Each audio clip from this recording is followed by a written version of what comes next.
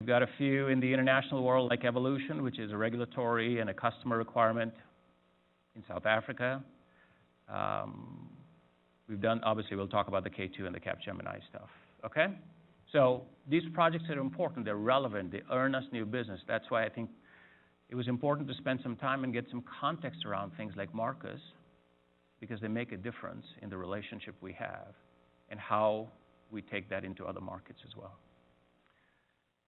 All right, quality. So we delivered. So we talked about uptime, our availability. We talked about delivery in terms of projects, and then we talk about quality, because it's not just delivering, but we deliver something and customers expect it to work and work flawlessly in terms of if it's an insight, it's delivering the right insight and the insight is accurate and complete.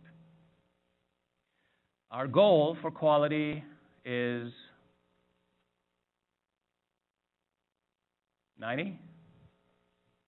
Only one person knows it. 4 nines? Oh, I wish it was 4 nines. Parcham, that's your goal for next year, 4 nines from a quality perspective. It's 97%. You know, and everybody, you can sit there and say, well, is 97% good enough? And the answer is you have to draw a balance between, you can test and you can test forever. If we were, you know, there's a lot of people who say, well, you should test like you are flying a plane. I can do that, or we can all do that. The last time the Boeing made a new plane, it was called the 787. The last time Airbus made a plane was called the A380. Each of them, they're flawless, they work, for the most part. There was a few battery fires with the 787. 787 was a brand new plane with brand new materials, et cetera. And the 380 was this, I don't know if you've seen this plane, it's a double-decker, makes the 747 look pretty small when you see it next to each other. Both of them were flawless in terms of none of them have fallen out of the sky. But they were both billions of dollars over budget and multiple years late. So there is a cost. When we say is 97% good enough, there is a cost in balancing how much you test to get flawless product versus how much time it takes you to deliver that product. And you have to draw that right balance. There is no perfect answer, but the type of things we do require the bar to be much higher than some of what I would consider people who are more in the startup space, which is, well, just put it out there and the customers will tell you what is wrong with your product. We can't do that. If I send Michael Lynch's credit report when somebody's asking for Derek's credit report, that's a problem. I'm sure the customers will tell us, but I'm sure the regulators will also tell us, and the legislators will be very interested in why we did that. So 97% is our goal. We're at 96%. Some teams have made great progress. Some teams have to make some more progress. And to recognize how, and recognize the teams that are making progress, Jason and team have come up with the Quality Monster Award, right?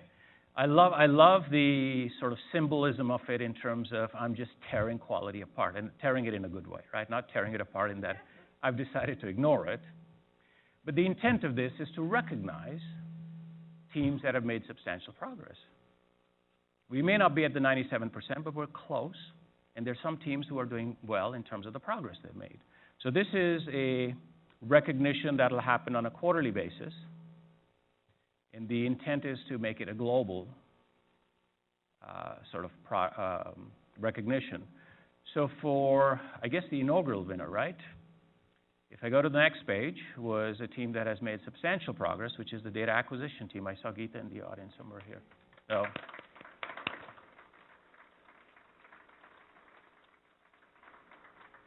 So all of you have an opportunity to earn this award, okay? All right, let's keep going. All right, finance perspective. So we talked a little bit about uptime and quality. We talked about delivery. Let's talk about financials, because at the end of the day, we are here to make money. Exactly. All right. So from a technology perspective, we are instrumental in making, we are the factory. We make the product. So the investment in us, if you think of an investment from, what we do and the amount of money that is invested in us, within what is called the non-capital view, on a full year basis, we will spend somewhere around, or the company has decided to invest about $260 million on a global basis. We spent about $192 million of it. Most of this is people and software expense. People is a vast majority of it, right? So we're on track, but when people say we don't have enough money, it's a lot of money, $260 million. All right, go to the next page. So that's one shade of money. There's another shade of money that we also spend, which is called capital. So either we are buying equipment, or we are buying some software, or we are creating software that has got value beyond the current year, and we capitalize it. On an annual basis, we spend about $134 million there. Year to date, we've spent about $96 million. You add the two up. You go back to the first page. So you got $134 million over here and $259 million over here. Add the two. What does it give us? Very good. So that's about $400 million. So when we say there isn't enough money, we say there aren't enough people, there's $400 million that we collectively control. We have to optimize it. And before we can say hand over heart to say, I need another 10 million, I need another 15 million, we have to make sure that we can say, if I was running this business, if I was running this team, if I was running this area, that I feel very good about, I've optimized the spend in my area before I go ask for more. Because $400 million is a lot of money. It's over $1 million a day. Thank you, Derek. It's over $1 million a day. Right? And this has been sort of we're very fortunate in the sense of we are entrusted with, for a company our size, a very substantial portion of the investments. From a number of people perspective, I would say collectively in technology, we're about a third of the company. Right? So we are a big part of whether this company does well or this company doesn't do well. And the good news is there's a tremendous amount of credibility we have based on the products we deliver, based on the security profile we have, based on the availability we have. Now, having said that, we have to keep getting better because it's all about the world is not static. The world is changing. Innovation is happening. And the lines between who your competitors are and who your competitors were is constantly blurring.